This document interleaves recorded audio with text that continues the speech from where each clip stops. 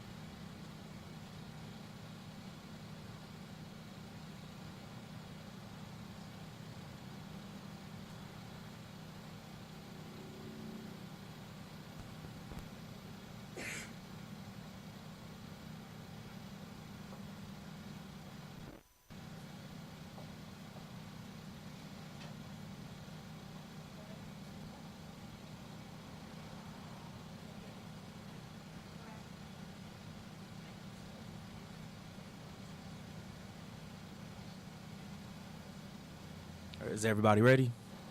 Okay.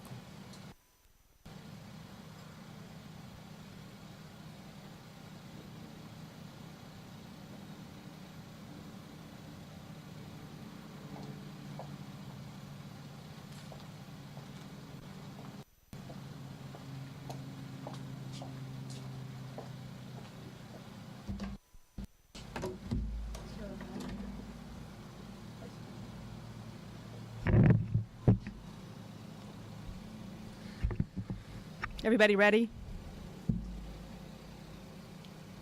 Hi, I'm Christy Shane, Director of Communications for the South Carolina Department of Corrections. HRYSTISHAIN.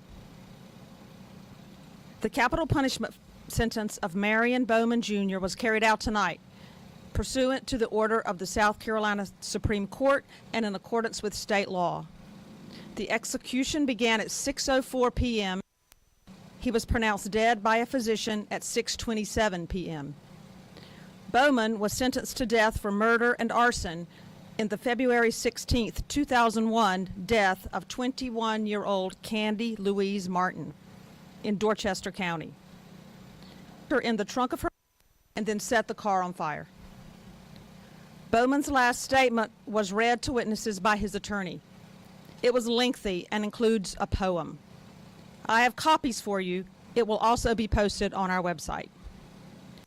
Witnesses to the execution included Bowman's attorney, a representative of the prosecuting solicitor's office, and 3 members of the news media who will address you now. After all 3 speak, they will answer questions from the podium. They will not be available for interviews after the press conference ends because they have to write their stories too. First, Jeffrey Collins from the Associated Press.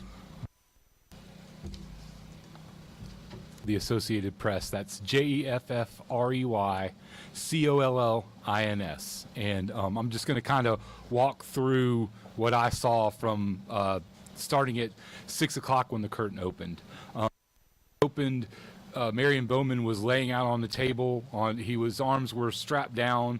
He was laying from left to right. His head is on the right side. And he turned his head when the curtain opened, looked at his attorney, Boyd Young, who was in the witness room with us. At that point, he and Mr. Young exchanged some kind of greeting. Marion Bowman told him he was okay. And then Mr. Young stood up and started to read Mr. Bowman's final statement. It was about 3 minutes long. During the final statement, Marion Bowman, after he exchanged that greeting, started looking at the ceiling and closed his eyes, maybe opened them once or twice as the statement was being read. Once Mr. Boyd Young stopped reading the statement, once it was finished, you could see that Marion Bowman didn't move at that point. At that point, his breathing became a little more heavy. He is a large man, and so it was hard to see his chest movements, but after the statement finished, you could see there was chest movements. You could see he was breathing fairly heavily. You could see him puffing out his lips during his exhales, kind of like that. That lasted less than a minute. You could tell his head was bobbing up and down as he breathed a little bit. I think about 6:07, so that'd have been about 2 minutes after the statement ended, or a little longer than that. I didn't see any other movements. There were no more movements and no activity until 6:26 when the doctor came in. She put her stethoscope on his chest and a hand on his neck, and she sat there for nearly a minute. And when she was finished, she did a little pat on his chest and backed away, and they announced him dead at 6:27. The sentence had been carried out then. I'm going to turn it over to Ann, see if she wants to add anything. Hi, I'm Ann Emerson with WCIV Channel 4 out of Charleston, and I think Jeffrey gave us a very good glimpse into what happened today. When we arrive in that room, the curtain is closed, so it is just the witnesses, the solicitors, representative who was there, Boyd Young, someone from SLED, and Christy to open. The curtain opened pretty quickly after we got in there, after 6 o'clock. And as he said, that's when Boyd was able to read the statement that had been provided, which was quite lengthy. And those last were Bowman. We did have an opportunity to see Mr. Bowman look at his attorney a couple of times and mouth some words. I think you could just tell there was something going on. And then also we saw his eyes looking around. I saw him looking sort of more at his lawyer and then possibly around at the rest of the people in the room. As far as the timing goes, I think that's exactly what was going on as well. I don't think there were any differences in what we saw as far as the breathing and the respirations that were going on with Mr. Bowman. That was pretty much right at that time. So I think that's all I would really add to it, was what happened at the over to the other media witness here. Skylar? I'm Skylar Laird. That's SKYLARLAIRD. I'm a reporter with the South Carolina Daily Gazette. I don't really have much to add. I think they pretty much covered it. We walked into the room. The curtain was closed. They drew it aside right at 6. Marion Bowman seemed to turn his head and nod at his attorney. And they had a little exchange there. He read the statement for about 3 minutes and then sat back down. Marion Bowman looked at him again, facing the ceiling, mostly with his eyes closed while the statement was being read. He looked back at his attorney. They had another exchange that we couldn't quite hear. And at 6:04, like Jeffrey said, there was about a minute where he was breathing heavier. You could see him puffing out his lips and puffing out his cheeks a little bit. And then after that, it was shallower breathing. You could still see some chest movements. That all stopped around 6:06. And then there was no movement after that until 6:26, when the doctor came into the room and looked at him for about a minute with a stethoscope to his chest, and then declared him dead at 6:27, which was when it ended. Open it up if anybody has any questions. Go ahead, Ted. Thank you. Jeffrey, was there anything different about this execution from any of the others that you have witnessed? I guess, and then one thing that I realized after I spoke that I didn't mention is the witnesses. There was one witness from the solicitor's office, Kelly LeBlanc. Actually, Boyd Young introduced himself to her as he came in the room, so I don't know the spelling of her name, but she did say she was Kelly LeBlanc. And that was the only two witnesses outside of Christy Shane and a SLED agent that are always usually in there. Boyd Young, he did appear to have some kind of tears or something in his eyes. He wiped his eyes several times throughout the 20 minutes that the execution was ongoing. It was not much different than the other ones I've seen. In fact, probably the breathing was a little, we're only talking seconds here. It was probably seconds less of the breathing process before the breathing stopped. But outside of that, we did get in the room when the curtain opened, which we hadn't done before. They've changed that. Appreciated that. But other than that, it was similar to the last two. And sorry, just briefly, was it the same as the last one with the IV line running to the hole in the wall from his arm? Yes, and I'll explain it again in case there are folks that hadn't been here before. So the curtain opens and the inmate is laying, his head is here to my right, and his legs are to my left. He's covered with a sheet in a green jumpsuit, and he's also strapped in. There's almost like a car seat belt system that's strapping him in, and his arms, his fists or his hands are taped. They're out to his side like this, and they're taped down. There's IV lines that run from behind little metal part that you can't see anything except for the lines coming through, and they go towards his body, towards his outstretched arms. And there's 3 people in the room. There's 3 prison employees. There's 2 off to the left at his feet. And then there's one that stands close to his chest, right up against the curtain, that's blocking us from seeing where the firing squad chair is and where the electric chair is. And so that's the setup of the room. And again, like I said, they're covered with a sheet. And so, yeah, it was similar to the last time.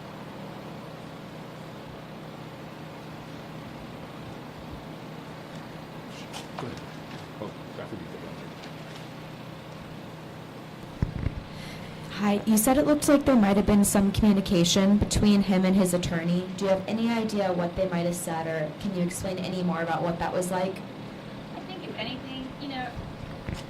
anything, I think it was a greeting to the effect of okay or I'm okay. We're not really sure exactly what those words are. Audition between us, so we can't hear things very well, but we can sort of see that he was acknowledging in a really friendly way, for sure. And there was certainly a lot of, or a fair amount of emotion coming from his lawyer as well, to acknowledge that as well. And as you read the messaging that he sent out for his last statement, you'll see why, because he still was maintaining his innocence in that final statement as it was being read. The first words of his final statement was, "I did not kill Candy Martin." So, yeah, he maintained his innocence up until that.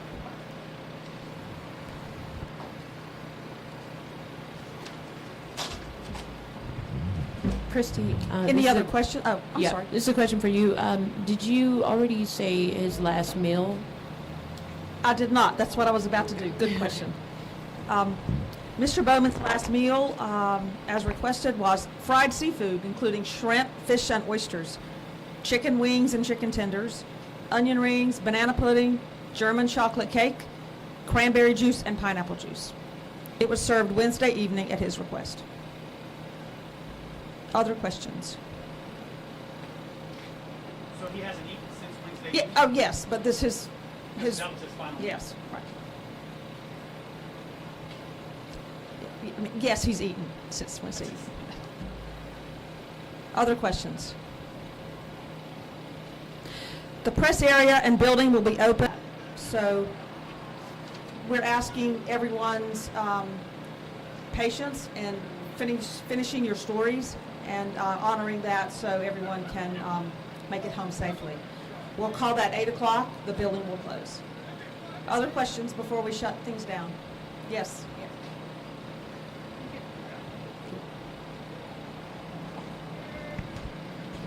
It seemed like there was some time that passed between when he was lying still and when the doctor came in. I have a question for you. How does the doctor know when to come in so you can get a timeline of how long the process took? I'm not really sure I understand your question. If I'm reporting on the length, the duration of the execution, how that was determined. Well, he was pronounced dead at 6:27. Other questions? Thank you. Oh, sorry, I have Wait. one question. Sure. How many doses were administered? We followed our protocol. So was it was one then? We followed our protocol, and that is, Can you elaborate on what the disclosed. protocol is then? our protocol is not disclosed, but in our legal filings, we have said that it mirrors the Federal Bureau of Prisons protocol. Okay, thank you.